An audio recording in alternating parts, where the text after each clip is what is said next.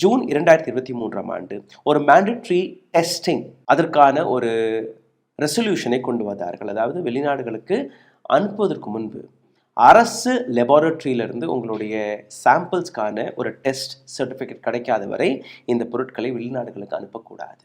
April 2025 combination of குளோரோஃபெரின் மற்றும் பெலிஃபெரின் என்கிற இந்த 2 சப்ஜெக்ட், இந்த 2 பொருட்கள் கலந்து தயாரிக்கப்பட்ட எந்த மருந்தையுமே இந்தியாவில் இருக்கக்கூடிய உலகத்தில் இருக்கக்கூடிய எந்த குழந்தைக்குமே 4 வயதிற்கு கீழே இருக்கக்கூடிய எந்த குழந்தைக்குமே நீங்கள் கொடுக்கக்கூடாது என்கிற ஒரு வார்னிங் கொடுக்கப்பட்டது. ஆனால் கூட டொமெஸ்டிக் மார்க்கெட்டில் இந்த மருந்து இன்னைக்கு கூட விற்பனையில் இருக்கிறது. இதற்கான காரணம் லாபம் மட்டுமே. குழந்தைகளுடைய ரத்தம் சிந்திய இந்த பாட்டில்களில் ஒரு சில கார்ப்பரேட்களுக்கு போகக்கூடிய ஃபார்மா நெக்ஸஸிற்கு போகக்கூடிய அந்த லாபம் மட்டுமே காரணமாக இருக்கிறது.